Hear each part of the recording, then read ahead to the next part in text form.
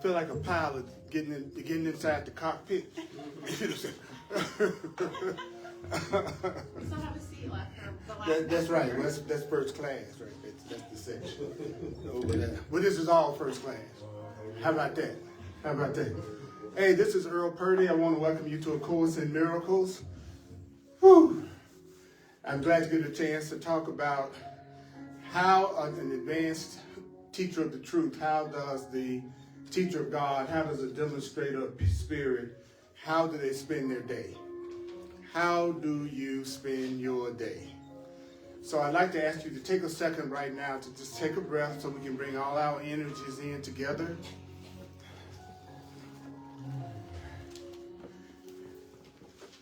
And even though you're probably all Americans, it's okay to just relax for a minute. I know, okay?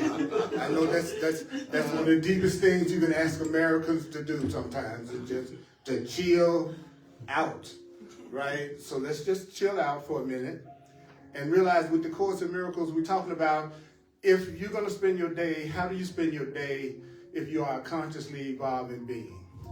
If you are someone who sees yourself as trying to evolve, grow, wake up, keep in touch with who you truly are, you want to be more loving, you want to be more peaceful, you want to remember the truth, you want to remember your relationship with Source, your relationship with God, your relationship with your Creator, you want to stay connected to love, connected to the truth. How do you spend your day? Well, the Course in Miracles starts out by saying if you're an advanced teacher, then you don't really have a plan for the day because you know you're going to be told everything you need to be told because you live by guidance. So when you live by guidance, you don't plan all the time. If you're living by guidance as an advanced teacher of love, when you become advanced, you are always in touch with your inner guidance. When you are in an advanced state of awakening, you know that you're going to, the people that you're supposed to learn your lessons with, you know you're going to have those people sent to you. And whoever's sent to you during the day, you know that that's somebody that you can learn your lesson for the day with on that very day. So that means everybody that you would meet that day, you know those people would have been sent to you by divine order, and there would be a lesson that you could learn with them that very day. So remember, you don't have to believe the ideas that I'm telling you from A Course in Miracles. You don't have to accept the ideas that I'm giving you from A Course in Miracles. Some of the ideas you may actively resist from A Course in Miracles. Some of the ideas you might find hard to believe. Some of the ideas might startle you. So I don't expect you to necessarily to agree with everything that you hear from A Course in Miracles, but I'm teaching the Course in Miracles, so I'm going to share with you what the Course in Miracles teaches. And I love this line. The Course says you're not being asked to judge and analyze the ideas. So I don't analyze the Course in Miracles. As a matter of fact, the Course in Miracles says when you analyze it, it destroys the meaning of it. So when you sit around and analyze the Course, then actually it makes it harder to understand what the Course is saying, which is a very popular habit that we have. Is I read something, then I'm going to analyze it. Then I'm going to read something else, and I'm going to analyze it. The Course in Miracles is more like an instruction manual to how to have total fulfillment and inner peace. So when you're following an instruction manual, then if you want to build the crib, put the crib together, and you don't know how, you follow the what? The instruction manual, which means you don't argue with the instruction manual. You don't ask why was these instructions put this way. You just try to follow them. So the Course in Miracles is giving us instruction about how to remove the blocks to the awareness of love and truth and peace in you and in your life. It's an instruction manual for total fulfillment and peace. It doesn't require your understanding in order to work. Your understanding is not important from a Course in Miracles standpoint. The Course in Miracles is saying what's important is for us to read the instructions, remember what the instructions say, and then apply the instructions. So that's what the Course in Miracles is about. And so it says if you use the ideas, it's the use of the ideas that will give the ideas meaning to you and will show you that the ideas are true. It's the what? Use of the ideas. Wow. So if you don't see yourself as an advanced teacher of truth, it also says that what you want to do then is you got three things you want to do. If you are, you need to take some quiet time. It says you need to start the day right. You start the day right by spending some time with the truth every morning. If you're a Course in Miracles student, that's the perfect time for you to do your lesson in the Course in Miracles workbook. The lessons in the Course in Miracles workbook is how you make the Course in Miracles work. It works if you use the workbook exercises. That's the purpose of the workbook exercises, is to teach you how to take what the Course is teaching and apply it in your everyday life. Because if you can't apply what you're learning to what you are going to experience when you walk out of this room or walk out of watching this class, then what use is it? If it's not something I can use in my everyday practice, what is the use in it? So the Course is saying the best thing to do in the world is to start the day right. Give yourself some quiet time that you're focusing on the truth. I try to give myself a couple of hours at least every morning before I even start my day, because I've learned over the last 44 years of teaching and learning the Course that when I do that, my days go infinitely better than when I don't do that. Okay, so it's a high point for me. None of the things that I'm saying to you all is a chore for me. It's a pleasure for me. I don't get up in the morning and go, damn, I got to do that Course in Miracles workbook lesson. That's the last thing I want to do today. No, it's like, oh my God, I need to start the day off with some sanity. So because I know my thoughts create my reality. My thoughts produce my experience. How I'm seeing things and how I feel about things, that's going to determine my day. So I want to start the day off right. And so that means I need to start the day off spending some time with my guidance, with spirit, and with my spiritual path. Then the Course says, how long should you do it? How long should you spend that time in meditation or prayer? The Course says you are to do it until you start to not want to do it. And if your desire to not want to do it doesn't go away in 2 minutes, then you stop. Okay? That's how the Course says you do it. It's really just, it's a taskmaster of a teaching. Yeah. You focus in on the truth, you do your meditation, you focus in on what the Course is saying until it becomes a strain and you feel yourself no longer really wanting to do it. See if you can do it for a couple of more minutes, and if the resistance does go away, then you keep on. And if it doesn't go away, that's the time for you to stop. Everybody got that one? Some people aren't able to do it in the morning. So the Course says if that happens, then if you're busy in the morning and you're having a hard time being able to take some time to yourself, then the Course gives some more really intense instruction. Do it when you can. Okay, so if you can't do it first thing in the morning, do it when you can. Okay, I know this is rough. This is rough. That's why I'm glad we got each other to support us through this. This is hard. How long should I focus in on spirit? Until doing anything over the next 2 minutes would take me out. Then I need to stop. It's too busy. It's too much going on in the morning for me to do it. Well, do it when you can. All right, or you might do it in the evening, which is cool. As a matter of fact, the Course says sometimes perhaps your quiet time should be early in the evening. If it's not feasible for you to do it before you go to sleep, then do it in the evening. If you can't do it in the morning, do it in the evening. If you can't do it in the morning, do it when you can, or do it in the evening. And I would venture to say, then it says it's not wise to lie down for it. You know why. Right? But that's what I do. I'm rebellious, so I lie down for it as much as I can. I love to lie down because for me it takes my mind off my body completely. So it doesn't actually make me go to sleep. It just actually allows me to focus in on the inner guidance and the voice. That's the challenge with me trying to meditate using a yoga posture. is that it's painful for my body until you're an expert at it or something, right? And so I'm too busy dealing with my aching butt or hip that I am able to focus in on what I'm telling myself. So I'm saying it's great to do it, but the main thing you want to do is for a minute take your mind off the body. You know, and so in a person, for instance, that's doing yoga correctly, it's actually bringing them into a state of consciousness that makes the meditation easier and better for them. Okay, everybody with me on that? Yes. All right, so I don't want any yoga assassins waiting for me when I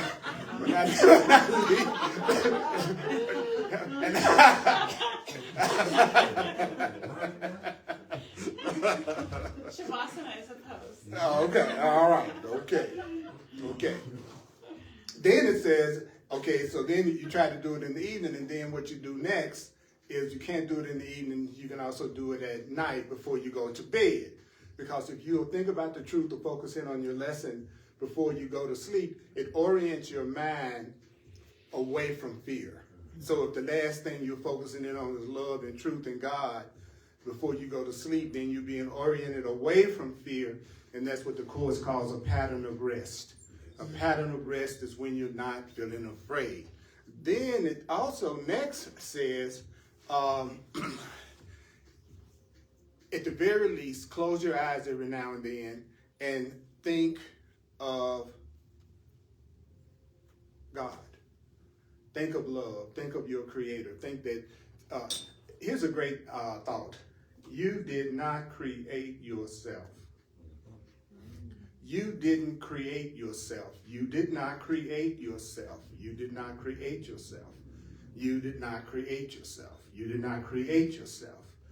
What? You didn't create yourself. Something thought you up.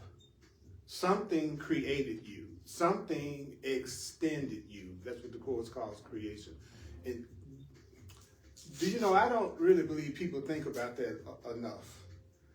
That something willed that you exist. Something wanted you to live. Something created you. And it was pretty darn smart.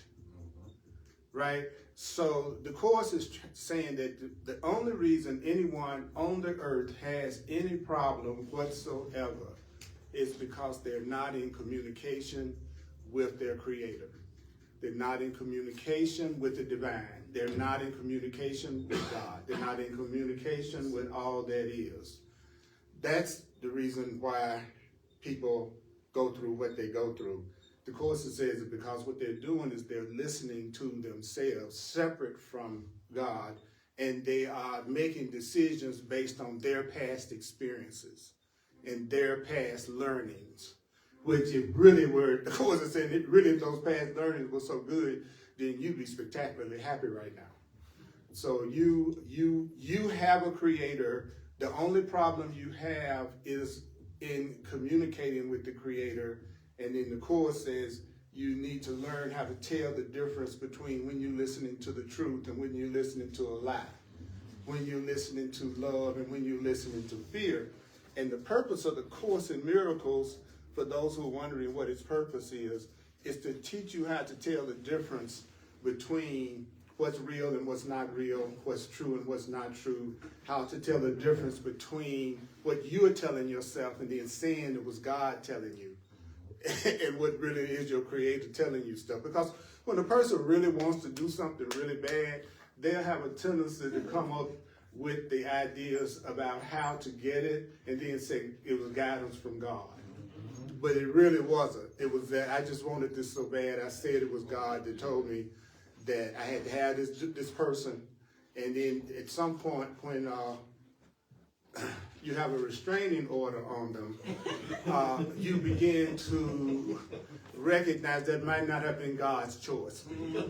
Just a possibility. Okay.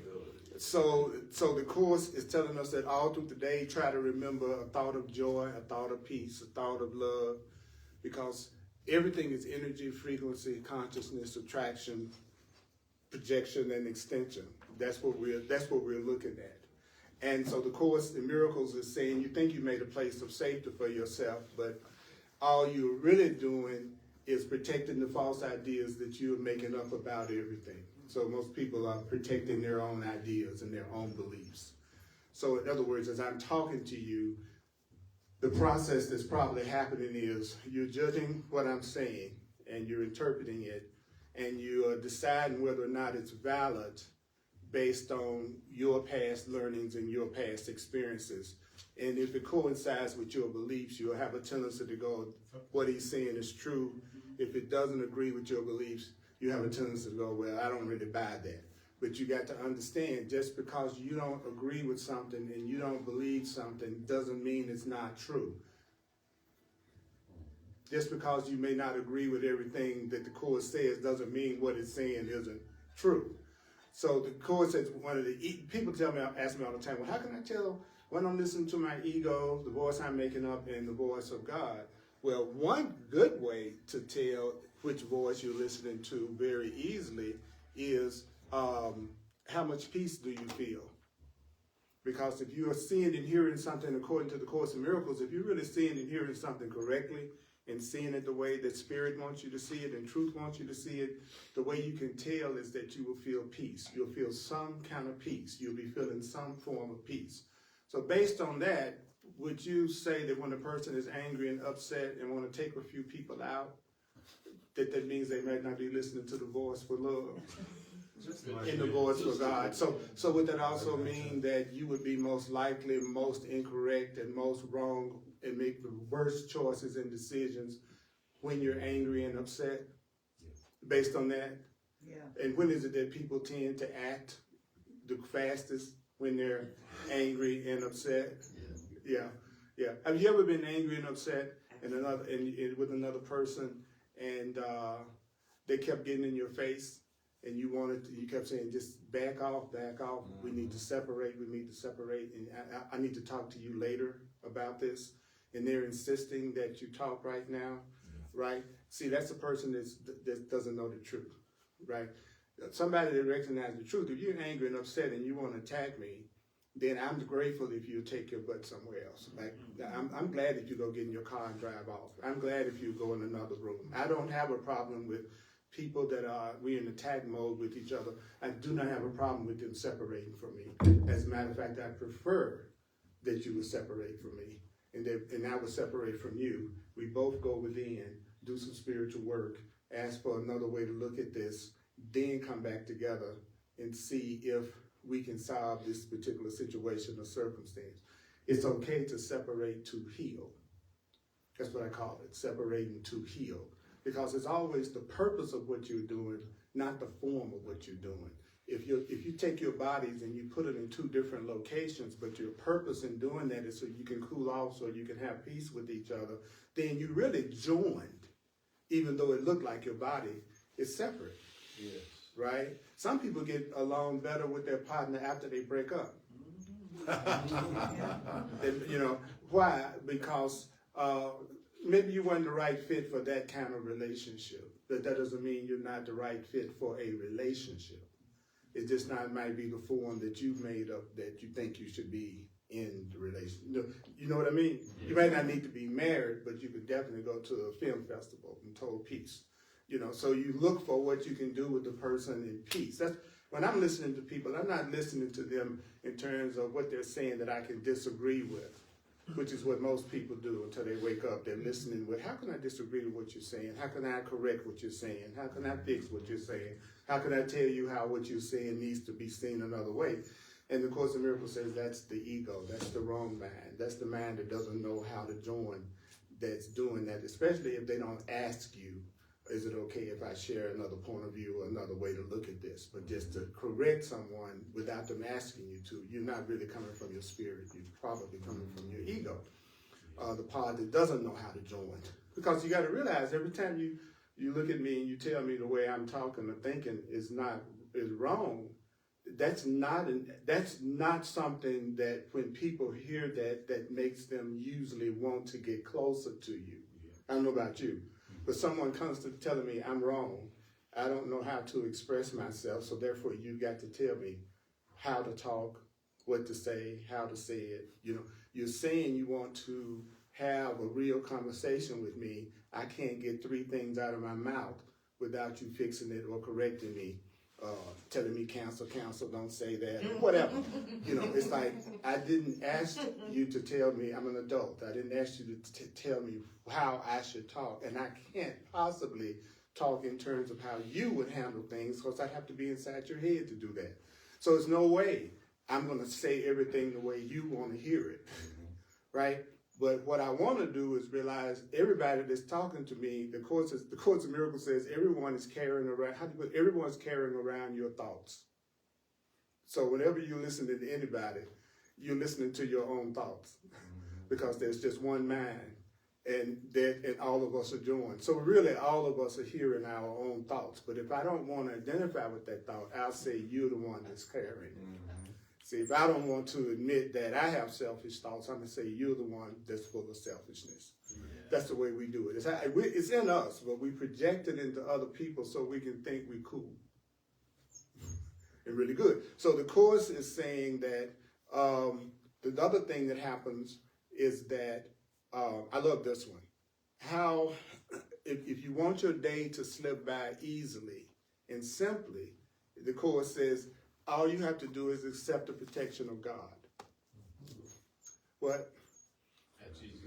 I need to accept that my Creator protects me.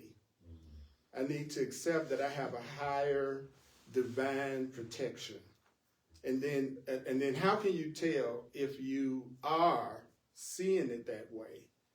The Course says, well, here's how you can tell if you have allowed yourself to be protected by God. It says what's going to happen is everything you've done in the name of safety no longer interests you. So you wouldn't be trying to come up with all the different ways you're going to protect yourself all day. Worried about your insurance and worried about your car and worried about... In other words, you wouldn't be worried and concerned about anything. Now I went, wow, okay, I have a ways to go. I have a ways to go. I still do some things in the name of safety. He says, but once you know your connection to Source, for real, now I'm talking about for real, then he says, well, what happens is the things you did in the name of safety no longer interest you. Why is it that you're no longer trying to do all the stuff to make yourself safe like you used to? He says, because you know you're safe. And why do you know you're safe? He says, well, the reason why you know you're safe is because you have a guide. You're following the divine who cannot fail.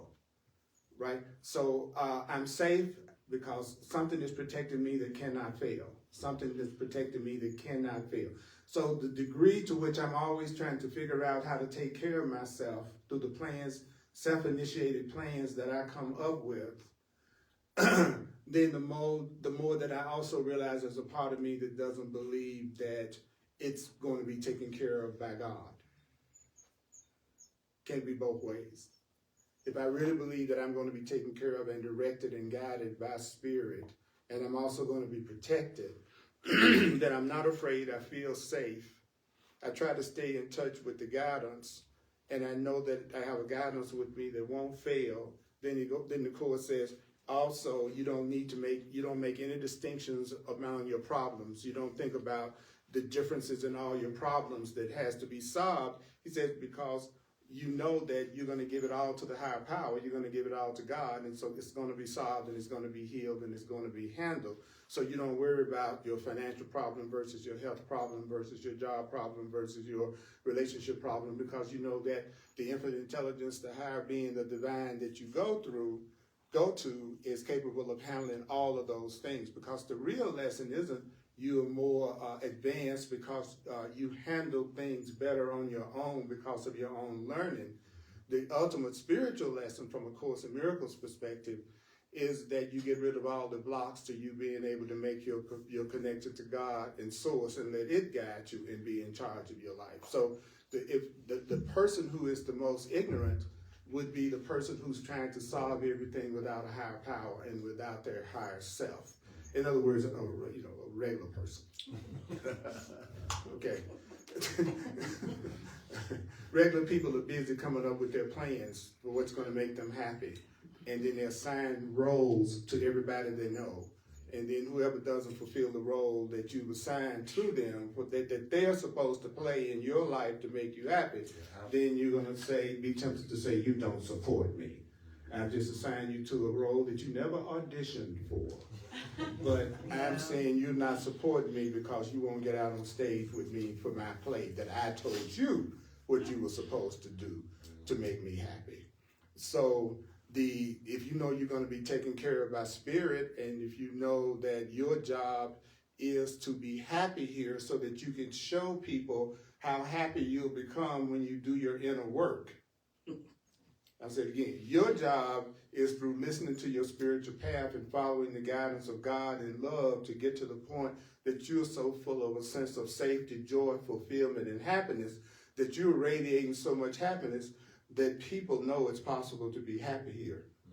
And it's possible for you to have a connection to your Creator and have everything that you want that will bring you joy. So it's hard to be a teacher of joy and happiness if you're depressed and suicidal.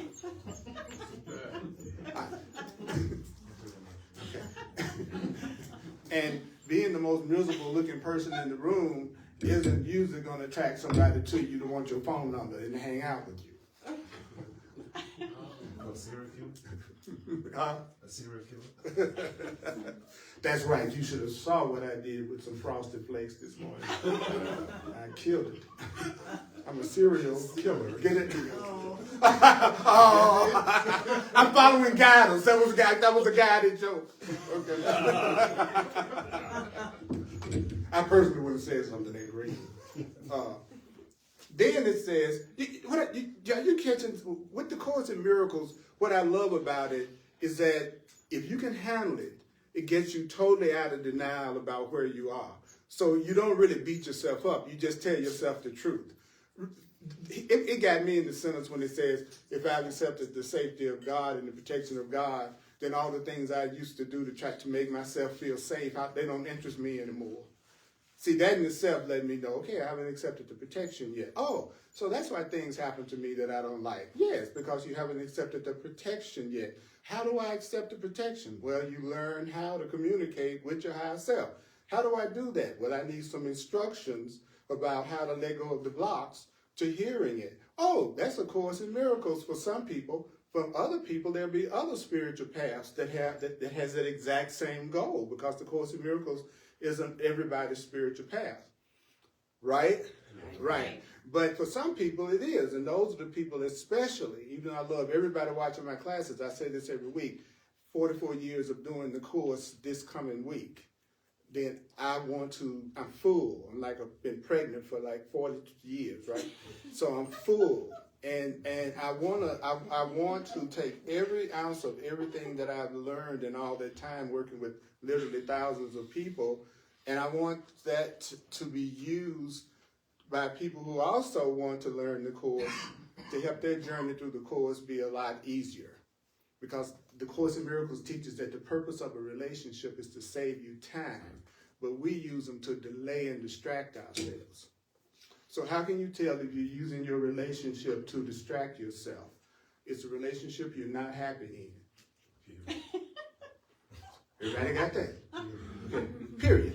End of story. Okay. So either I'm going to take that unhappiness and give it to Spirit as a gift. I love the Course in Miracles says such cool stuff. Well, the one way that the Creator, the higher power, knows that you really are putting it first, that part of yourself first, is that you don't keep any of your problems. You give your problems up to the higher self as a sign that you really put it first. So I'm not putting you before my problems because I'm giving you my problems. And giving you my problems is the sign that you have my attention. Right? I'm giving you my problems. I got to give you my attention. So actually, your willingness to give what you consider to be your problems up to Spirit is a sign of your devotion. You're trying to handle it on your own is a sign of your personal atheism. What is an atheist? The Course says an atheist is simply not a person that says they do not believe in God. The Course in Miracles says an atheist is someone who thinks they are alone. and thinks that they're self-sufficient, autonomous, and they have to handle everything by themselves. He says that's the atheist. And we're not even talking about the B-theist. Or the C-theist. I don't know. I know. I don't know where's this coming from. I'm too cool to be this green. You know, maybe this color's a meaning something I'm supposed to pay attention to, right? The Course is a joke book from God. If you hear it right, you'll laugh. A lot of the stuff that it says, like it says, simplicity is very difficult for a twisted mind.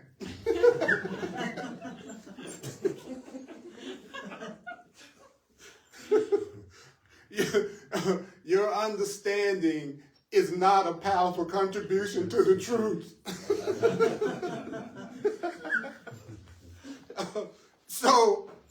So you are not concerned about all your different problems because you recognize who you're giving the problems to can resolve the problems, so you know you're safe right now no matter where you are. So you could go into what you consider to be the most dangerous area of Denver, Colorado. And if you really have accepted the protection of God, you will not be afraid to walk down that street at 3 o'clock in the morning. See, you know, you're not going to find me there.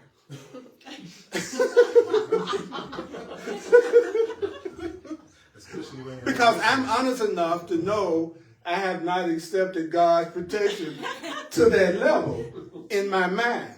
Right? So I'm just really being honest with myself about my own ego. Right? So that's what you do. You stay honest with yourself about where you are. You decide on the direction you want to go in, which is the direction of love and forgiveness and peace. But you be honest with yourself about where you are, you're not ever in denial about your feelings. You're always honest with yourself about how you're feeling. You're not trying to be spiritual, so you pretend you're not mad when you're really mad. You know what I'm saying? If you think somebody did you wrong, and that's where you felt, even if you were a spiritual student, you still go, I feel like somebody did me wrong. You know, you just tell the truth in the moment about how you feel. Because when you do that, the feeling will pass through you and go away. When you stop and focus in on it and analyze it and judge it, that's the same as grabbing it and holding on to it. Did you just hear what I said? I say it again. If you are angry and upset and feel sad, depressed, or fearful, and you tell me that's exactly how you feel, and you be honest with me, then behind that is the truth that's going to set us free. The truth you're looking for is behind an honest expression of your feelings in the moment. So you could sound negative to a person who didn't know what being authentic and honest looked like. They would say, well, you sound like you're being real negative, Earl. No, I'm just expressing exactly how I feel the way that I feel it. And in doing that, I am letting it flow through me. I'm not attacking anybody. So on the other side of that would be something like, oh, the reason why I'm feeling angry right now is because of the meaning I'm giving this situation right now. And that anger I'm feeling right now is really my call for love. It's really my call for peace. My anger is really because somebody not acting out my script. Yeah. And the other reason why I'm angry at you folk is I want to make you feel so guilty you will do what I want you to do. That's the other thing about anger. You're supposed to get so afraid you go, I'll do it. I'll do it. So anger is a call for peace. Sometimes people call for peace and they have a baseball bat in their head. They still calling for peace. Their method needs a little work. That's right, okay? All right. Now, I'm doing a quick review because there's just a couple of paragraphs left in this section. This is another important point.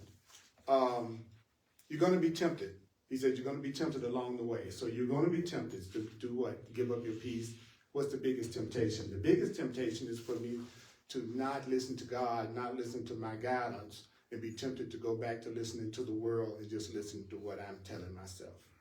That's what the Course calls temptation. It's not the temptation to eat apple pie when you promise that yourself that you're not. The temptation is to forget how powerful you are, to forget how loved you are, to forget that you're the creator of your experience, the temptation to believe you're a victim, the temptation to believe that you're alone, that you're by yourself, you got to handle it on your own, the temptation to believe that you're just a body that grows old and dies one day. So what is the temptation? The temptation is for me to forget everything that I've learned. That's what happens when we walk out of the door. We have the temptation to forget. It's very seldom over the years that I've ever been with any people, and I don't mean this as any kind of attack towards anybody that's ever hung out with me after class. But not just my class, anybody's class. It's rarely that the people that get together to socialize after truth gathering ever talk about the truth that they just heard. That everybody want to get together afterwards, but it's rare that the people that get together afterwards actually focus in on remembering what they just learned. Usually the conversation becomes right back just about the world or something about the world. So that's what the Course is saying to me, that our temptation is to forget the truth and not focus in on the truth, that you are loved, that you are lovable, that you're not alone, that you do this, because your standards will get so high when you start to remember who you are that you would never get in a relationship with someone that would abuse you in the first place. You wouldn't have to worry about getting out of it because you would never get in it. Because your checkbox isn't being met. And the number one checkbox is they need to take responsibility and they don't attack. That's my checkbox. Yeah. Right? I'm not going to be close to someone who doesn't take responsibility for their experience and realize that they're the creator of it and it's not me. I'm certainly not going to think somebody that loves me is someone that's trying to limit me or restrict my freedom. That occurs to me that you really love me and you're trying to limit me. I don't care how much justification you might come up with for that limitation, whether it's a cultural thing or whatever. The once you begin to wake up to who you really are, you realize freedom is of the mind and not of the body. So you find that real freedom is being free of thoughts of guilt and anger and fear and attack. That's real freedom. Because the out is going to be a reflection of what's going on in your mind, and all you're doing is projecting out thoughts of love and peace and truth. That's going to be your physical reality. Your physical reality, you walking around in your own mind. You sitting in chairs in your own mind. That's where all this happening.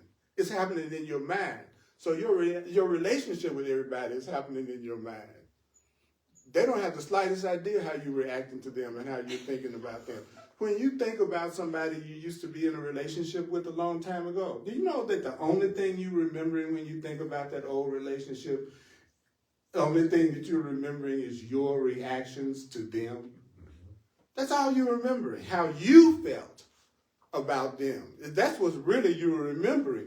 The truth is, you don't really know what the other person, how they really were reacting to you at all. What you thought might have been the most romantic, cool, fun thing you ever have done with them. From their point of view, they could say it was 1,000 hells of misery. And you would have no idea because you're not remembering anybody else's reactions. You're remembering yours. So when you look back on your past, you really don't know what happened. You're really not remembering what happened. You're just remembering your responses to what happened when you were a child. Based on a child's understanding. Think about that. Based on a child. So when you think about your childhood, it's not like you're looking back on your childhood from the level of consciousness you're on now. When you're remembering those things, you're remembering your child's self's interpretation of what was happening. So my point in saying all that is, that's why the Course is saying all the happiness you want and all the peace that you want, you could have it today, because all your happiness and peace is coming from how much you feel like you're in connection with Source and hooked up with the divine, and know that you're protected and know that you're not alone. Your safety is going to come from knowing that you're a spiritual being, that you are spirit, that you are awareness, that you are mind. All these are terms the Course uses. And that your body is nothing but the way that you are able to communicate with everybody in the world. Without my body, you couldn't hear me. So the body is how we're able to communicate. I'm able to communicate with you, but you are invisible. You see what I mean? If you listen to the radio, you listening to the people who are talking, but all you're looking at is the radio. But nobody's watching the radio, right? So really it's always what's the content that's coming over the TV? What's the content that's coming through the radio? So once you no longer are hungry for somebody's body, which I know you all have been over years ago.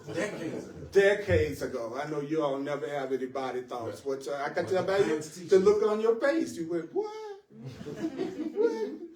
You know, when you realize everybody has a body, so you don't really have to make that the primary goal, and you realize that the person you're going to be with is that mind, that a relationship is really how your mind is relating to my mind, how my thinking is relating to your thinking, right? So the truth is, you're invisible and I'm invisible. All of us are invisible, and we're just seeing each other's communication devices. Then we're taught to put our attention on the body and to think that what you want is located in it.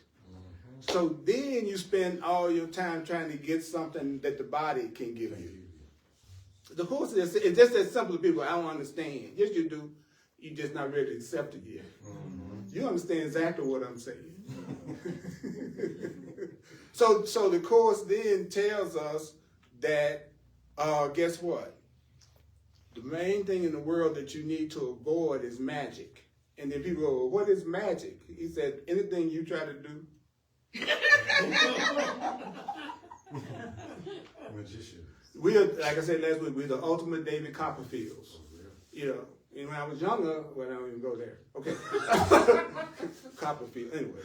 So, I know. See, I have to be careful what I say about spiritual people because they judge the most. Regular people in the club, I can say anything. And they would go, oh, ha, ha. No, spiritual people usually have great rules about what's acceptable for you to say, and not decide. It's like cancel culture on steroids. If you curse or don't say certain words, then people get all upset and they don't realize, how could you claim to be a spiritual or spiritually awakened being and you letting words upset you? Right back to whether you awake or whether or not you sleep. So the Course says magic is anything that anytime you are not first and foremost including God, including spirit in it, about anything that you're trying to do. So you thinking your job is what's feeding you is magic. You believing that whatever medicines you take are magic. You're believing that whatever you do to prepare yourself for things in the world that's going to take care of you, that's Course in Miracles says that's magic. That's you believe in something that's taking care of you other than God. That's what magic is. When you're trying to take care of yourself, you make up things that you do to provide for yourself, and you think that's what's actually taking care of you, and then you forget that it's really God taking care of you. That's the Course calls that magic. But some people, if they don't do that, it's more frightening. Right. So they would be more frightened if they didn't follow their plan. You follow what I'm saying? Because if you don't have a corresponding faith in the higher power, then you're just going to terrify yourself when you say you're trying to give it over to God. If you really don't believe in God and you believe that you need to handle everything yourself, you need to handle it. Because you set it up where you think you have to do it all by yourself. Your beliefs make your reality. Your beliefs make your reality. So you end up in a world where it looks like nobody's supporting you, and you have to do it all by yourself. But you just said you believe you're the one that have to do it all by yourself. And the universe always says yes. So if you say I'm by myself, the universe says yes. Nobody loves me. Yes. I'm broke. Yes. This place is a lousy place to live. Yes. This is the worst person I could be with. Yes. I can't, my body, my God. You know, sometimes I get out the shower and I look in the mirror now at my age and I go, Who are you? How did you get in here? What? Who? You know, because I'm still looking like 30-year-old Earl to me. Yeah. Just everybody else makes me know I'm delusional.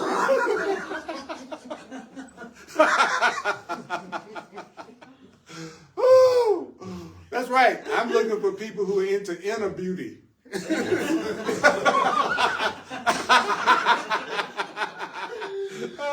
But you know something? Somebody you really letting love come through, that's somebody that's beautiful to you, no matter what they physically look like. You'll swear they're the most beautiful thing you ever seen. I had a girl I was really into in high school, and and I had a picture of her, and I put her up on the dresser. I was like feeling good because I was in love, you know what I'm saying? And my sister walked in, looked up on the dresser, looked at the picture and put her face down on the dresser. She said, she ugly. And it was like, that was such a revelation for me because she was beautiful to me. Even though if I looked at it through the eyes of the ego, I won't, you know.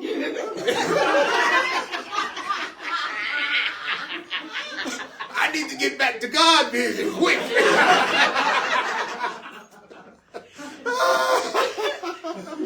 You got saved. You all are so loved. You're so loved.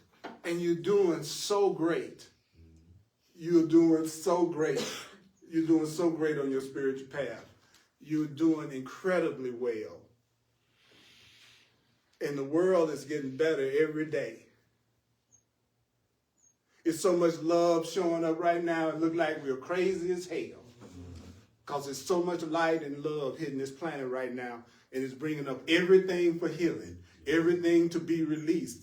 This is a good sign. What we're seeing around us, we're calling division and hate and da-da-da-da. It's good. We're seeing it. People are talking about it, right? And because if it's coming from your mind, and if you can change your mind, it's going to automatically change out here. All right? So I'll say it again. When you change your mind, the physical automatically shifts. Automatically shifts. So whose mind is it easiest for you to change? Mine. Yours. I love having that power. I needed a kingdom that I ruled. I had an ego that wanted to rule. So I needed a kingdom that I ruled. And the Course in Miracles says, you have a kingdom you must rule. It's your mind.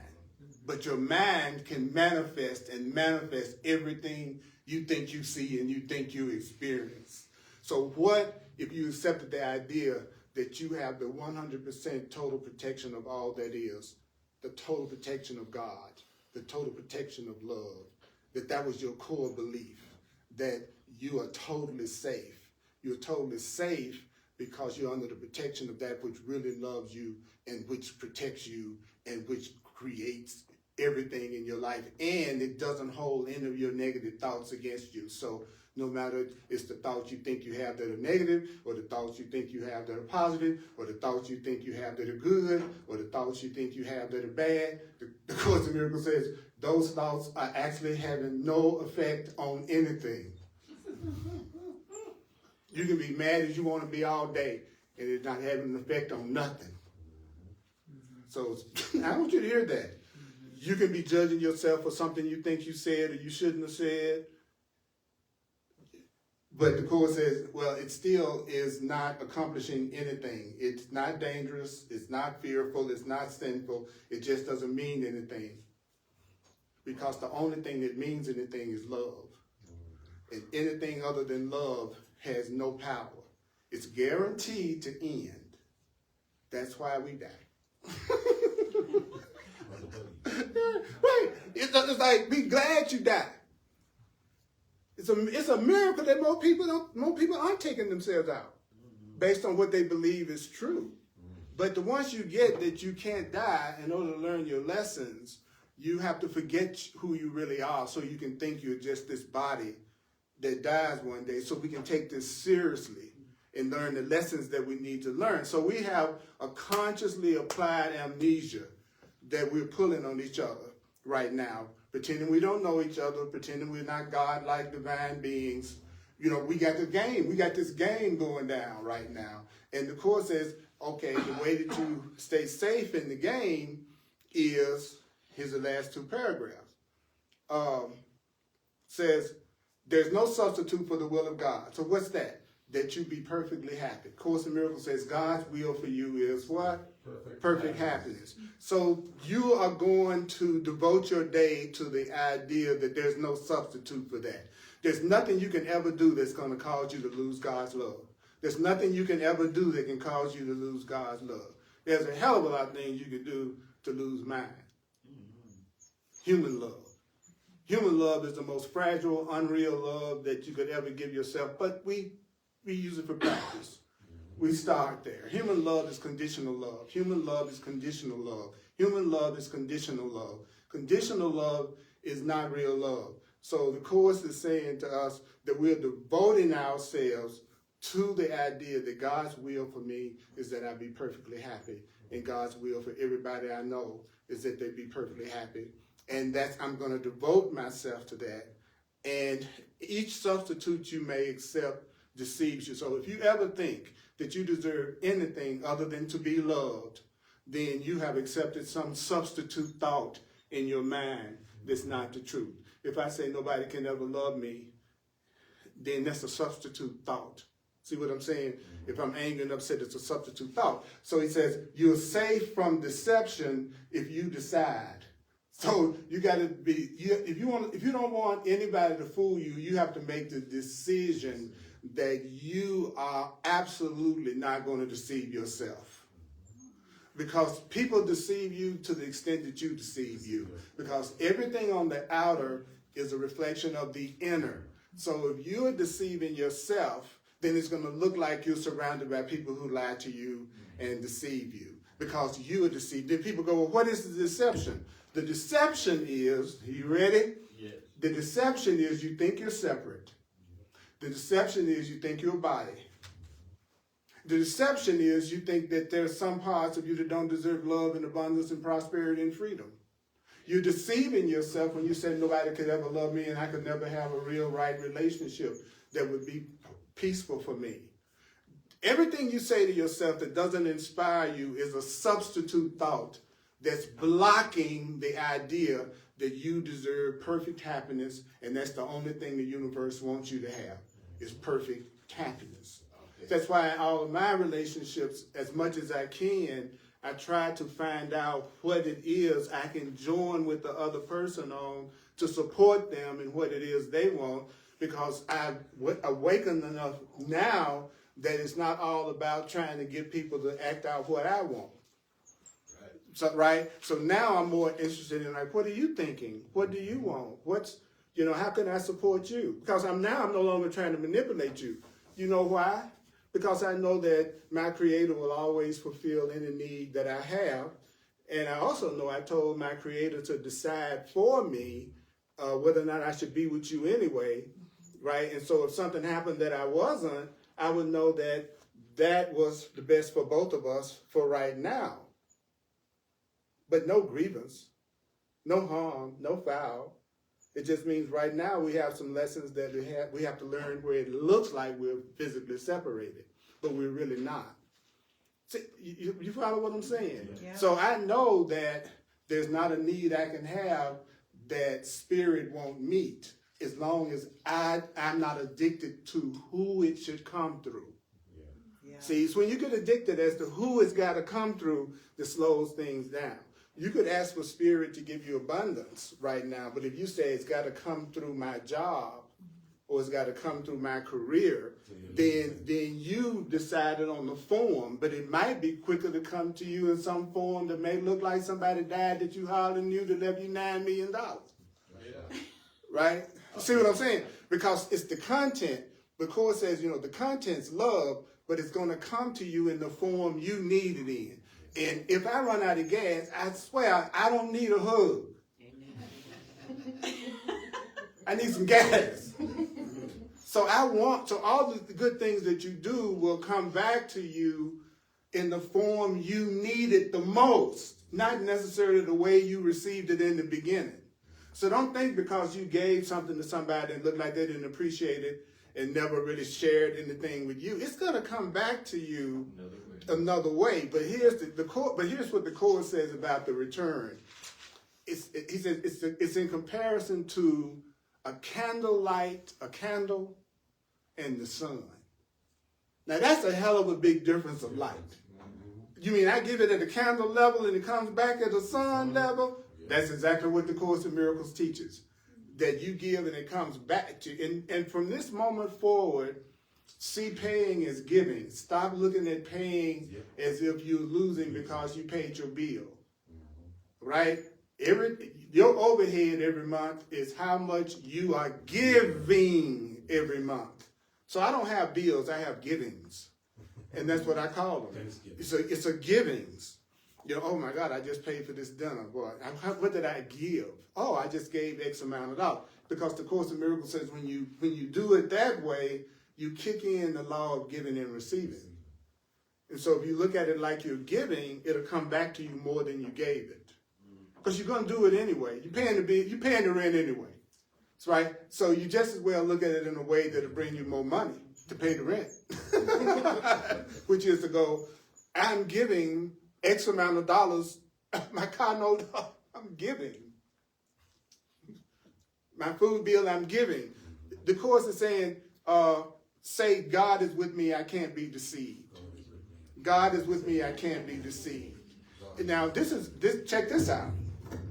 It says, perhaps you prefer only other words. See, I can't think of anything easier than this book. Well, I just say you're tempted to forget that you really deserve to have love and peace and joy and abundance and freedom and happiness. So when you start thinking those negative thoughts, those thoughts that make you think you don't deserve that, or you're in a relationship with someone who makes you feel like you don't deserve those things, then what you need to do is say, God is with me, which is the same as saying love is with me.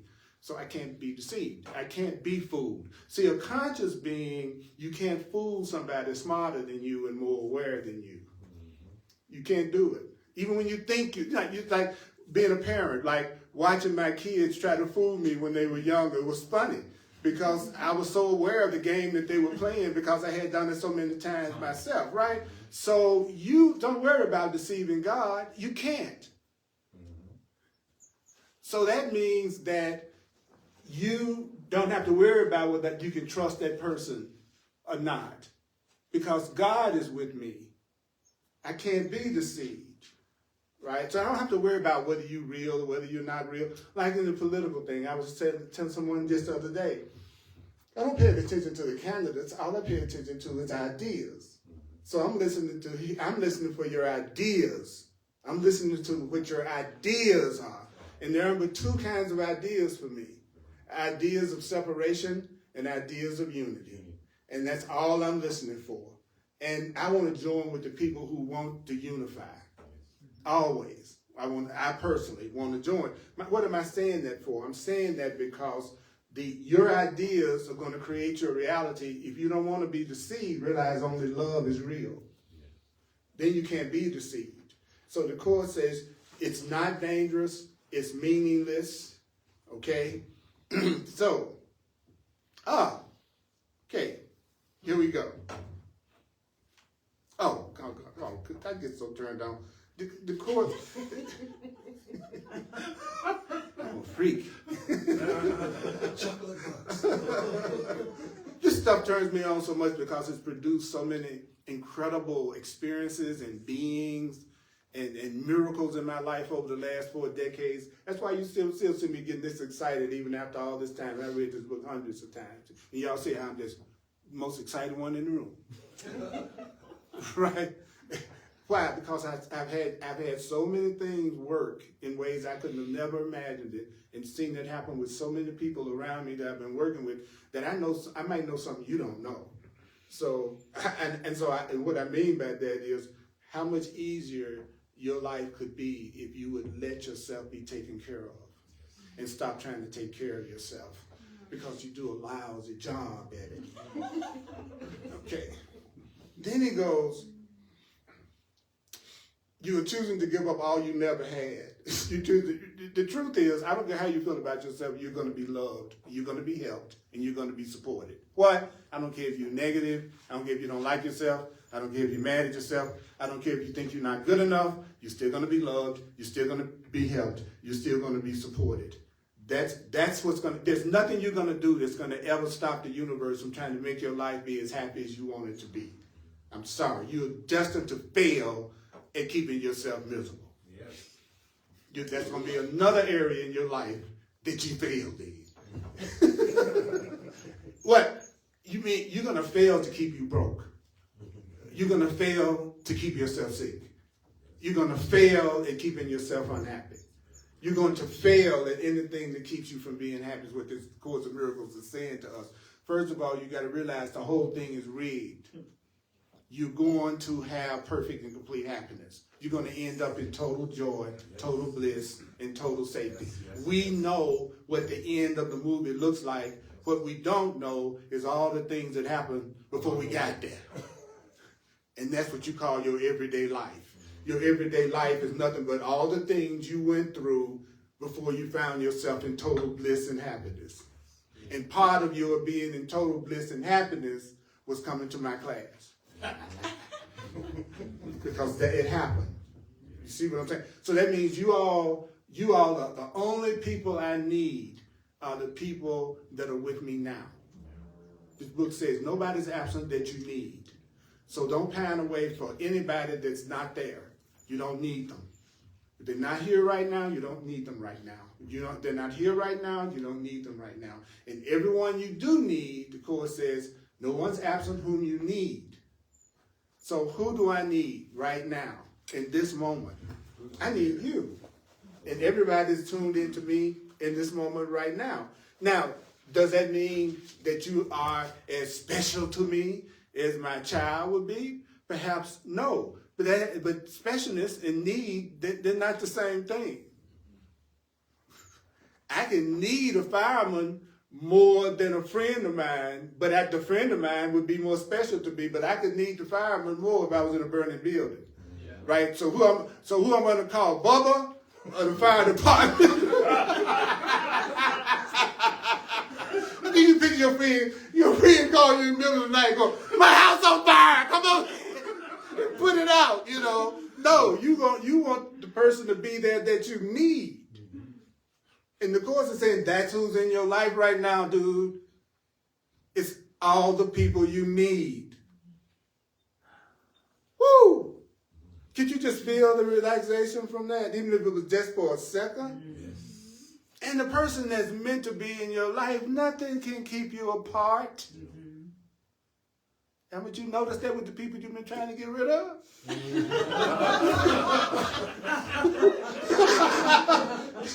I've been trying to practice release on you for years.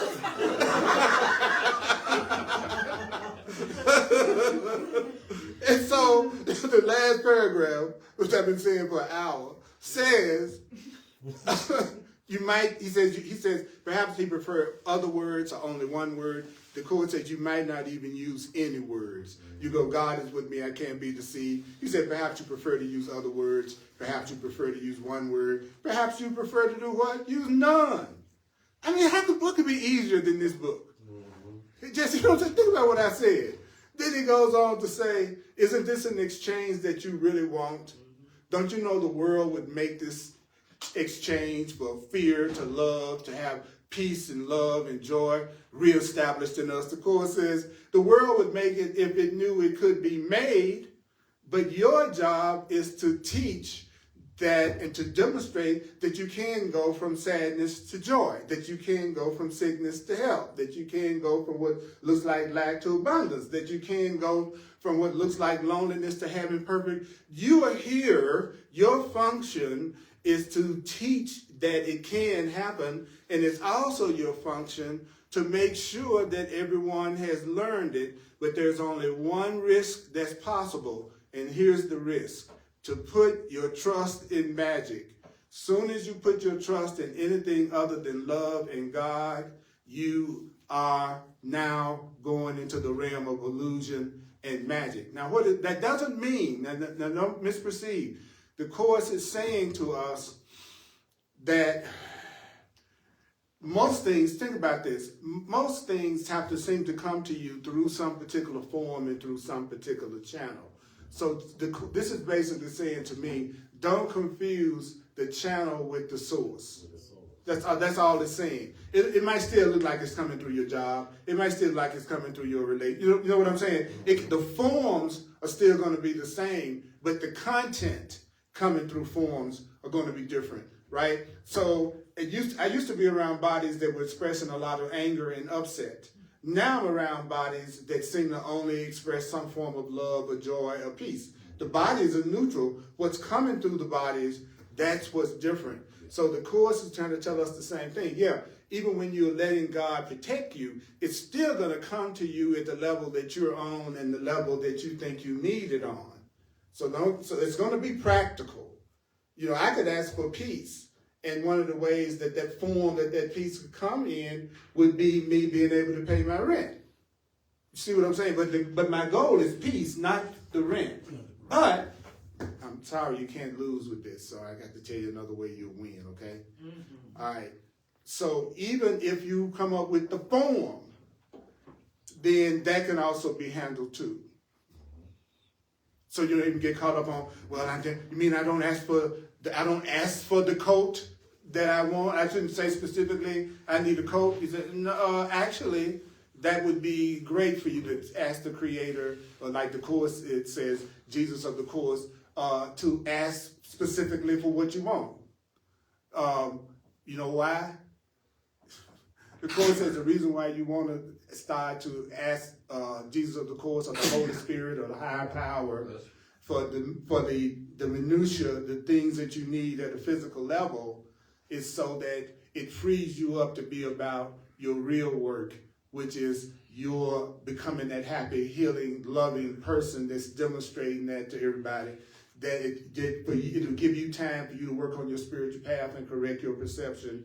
So you give them the details of your physical life, your material needs, over to your guide, over to your teacher, so that you can be focused in on your real function, which is to remember who you really are and then make that connection to Source and to demonstrate to people how cool their life can go if they're willing to tune into their Creator.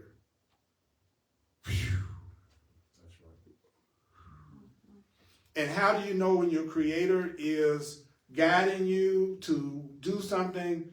The Course says you will feel inspired. Mm-hmm. So things that don't inspire you are things you are making up to do. What you say? Things that do not inspire you are not things that Spirit is asking you to do. What turns you on is what you should be doing. And don't be concerned about how much money you're going to make. Because if you're fulfilling your function, the promise is you will be given the money and what you need to stay. But it might look like it's coming through something that you're doing. But you will be loving what you're doing, so it won't seem like any kind of work to you. You know, it's been 38 years I've been doing the Course in Miracles full time, trusting. But it inspires me. I hardly look like a person that's phoning this in.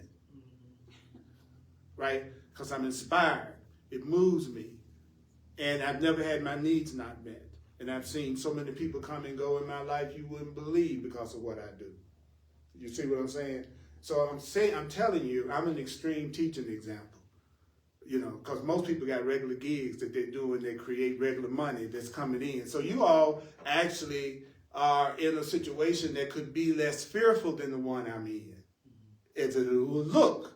Because your magic seems more stable than mine.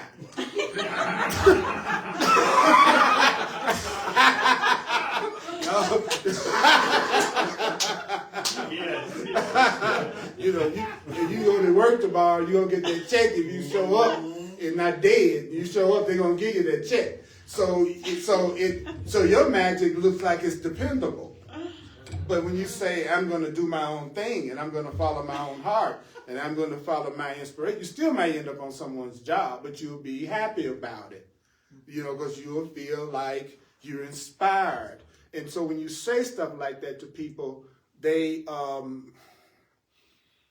get a reality check. Like I said earlier, like if I say something like that to you, and most of the day you're not doing anything that inspires you, then you know you're not really following your truest guidance yet, which in turn explains why you're miserable. Yeah. So all of a sudden it's not a mystery. Nobody's doing it to you. You say, oh, wait a minute. I don't believe I'm under the protection of God enough for me to follow what it would be that really inspired me. So I need to get rid of that fear and let myself know I got this connection to Source and that it can guide me so that I will not be afraid to be out here expressing myself, doing my own thing. I'm completely spoiled. For the last 37 years of my life, I have done exactly what I wanted to do every single solitary day. Wow. And I couldn't go back into the world if I wanted to. You think you think I'm gonna walk into the average employment office and get a job? I'm like an airplane that's flying from New York to London. There's a certain period on that flight that you couldn't go back to New York if you wanted to. Mm-hmm. You got to go on over to London. You know, that's what my life is right now.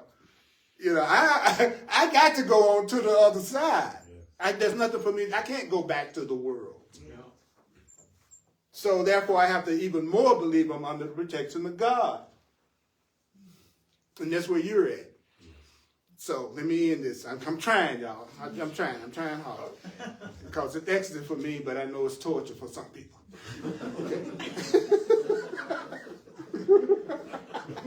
I remember I went to hear, what's that guy's name? The Indian guy that's a real popular speaker, Chopra. Deepak. Yeah, I was like, Deepak, right. And I was, as like, he was speaking, and so I know people do that with me because I've done it myself. He was speaking, and I was having the hardest time staying awake and staying conscious because the dialect that he was speaking in with the accent, for me, it's like a cadence that puts me to sleep. You know, so I almost fell out in the aisle in the big gathering. I was so glad that I didn't, you know. But so I understand that the truth has to come to you in a form that inspires you. Your path that should inspire you. So the Course is saying that there's only one reason why we keep on doing this. He says, if you put your trust in magic, if you put your trust in the channel, you know, but not the source, he says this is going to lead to pain. So pain is your way of knowing you're trusting in something that's not true. Mm-hmm. There is no will but God's. What is God's will for us? What? Perfect happiness. Perfect happiness. He says his teachers know that this is so, and God's teachers have learned that everything but the will of God is magic. And how do you maintain it? How do you maintain the ego? How do you maintain the fear? How do you maintain the guilt? How do you maintain the illusion? He says you've learned to recognize all the forms that it takes, but all you have to do is realize that none of it works. And none of it's going to stop your good from coming to you. Nothing's going to stop your good from ultimately getting to you. Nothing's going to stop your happiness from ultimately getting to you.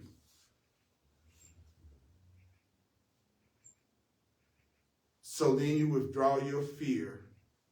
And then all those forms of magic and all that stuff you've been trying to do to make yourself feel happy, you let it go. Because you are happy. So nobody can control you. You're totally free. Because you know that nothing about your life is dependent on anybody else and nothing else with you and your Creator. That's the only relationship that's real, and that's the only one that you can always count on, and it's going to be the only one that's always going to be there. So I don't have a problem being with you and trying to trust you because I'm not trying to get anything from you. There's nothing you can deprive me of. So why not give you the benefit of the doubt? Because there's nothing you can really do to hurt me. because I have the protection of God. So even if it looked like you did do something, there would be some lesson in that I was supposed to get some kind of way to help me some kind of way. And I ask for it. That's why there's nobody for me to forgive anymore. Because I realized that I created my reality, and everything that I've ever experienced was something I asked for or created. So there's no need for me to forgive you for doing what I asked you to do to me. Which is nothing. Which ultimately is nothing. Yeah. But it's also what I think you did to me. Oh, you know what you did. You know, right. So the course is getting me to understand that that's magic. That's the temptation. Is to say, if you were different, I would be happy. And that's the only temptation we all have. If you changed your way, then things would work out between us. That's the one thought. So then he says, heaven is reopened and light can shine again on an untroubled mind. Would you acknowledge yourself for hearing that? Come on, give it to you. And remember, all that you give is given to who? Myself. It's given to you. So remember that as this bag come around, right? Thank you for sharing. I'm a full-time teacher. Thank you for sharing. Thank you for sharing. See, I'm just getting warmed up, and it's time to stop. But I'm trying to have mercy on y'all. Because I'd much rather hear this than most of the stuff I find myself being tempted to talk about. Those of you online, if you'd like to make a financial expression of appreciation, I would sure appreciate it. And you can use Venmo, the Cash App, PayPal, Zelle, or Square. All you need is my email address, and that's earlpurdy@earlpurdy.com. Earl Purdy, P-U-R-D-Y, at earlpurdy.com. Earlpurdy at earlpurdy.com. Also, you can go to my website, www.earlpurdy.com. I'm available for clarity sessions, one-on-one sessions called clarity sessions. I'm also available for astrological and numerological sessions. And I'm also available for coaching sessions. So if you really are ready to devote yourself to the course at a brand new level, to schedule at least one session with me so I can go over with you some incredible suggestions about how to approach the Course in Miracles to get the most out of it the fastest. You're not alone. There's no need for you to reinvent the wheel. There's no questions that you have that have not already been answered and been asked so many times you wouldn't even believe it. So that's the purpose of a relationship, is to make you go faster, to move faster. So also all of my classes are on YouTube, and all of my classes are also on Facebook. And all you have to do is Google my name, and then all the different things will come up where you can watch my classes and watch my videos, and some things might come up but overlook it. Okay, now,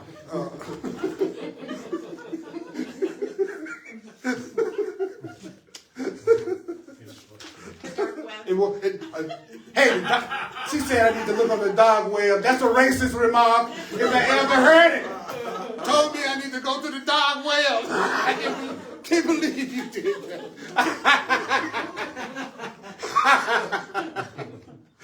Of course, the way we got here in the first place is we forgot it was a joke. We forgot to laugh at it. Of course, all this is a joke. At a divine level, it's a joke. It's a joke to think that we could be in a situation where we couldn't be safe and couldn't be happy. You know, so, and I like that. I like that. So he says the world will end in laughter. That you'll laugh the fear away. You're no longer afraid. Woo! My goodness. Yeah. So anyway, I would love to talk to you on a one-on-one. You can go to my website, self-book an appointment, and then we can have a session together. If you're in Denver, come to see us at 1 o'clock Mountain Time in person at 1555 Race Street. 1555 Race Street here in Denver at 1 o'clock Mountain Time. You can come and join some hotties.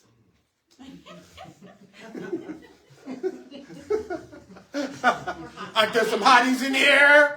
Yeah, that's what I'm talking about. I'm the head hottie. The head hottie.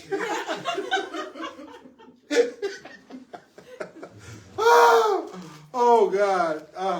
I love y'all so much. So, did you hear it 4 times? Watch it at least 4 times. And stop being so serious right now. There's nothing you can do to lose God's love or your guidance or your help, all right? Yeah. All right? So you might make mistakes. That's okay. They're for correction. You will be healed. Go over the section again. How do God's teachers spend their day? That's the name of this section. It's how should the teacher of God, right? Okay, how should the teacher of God spend his day? How should the demonstrator of love spend their day?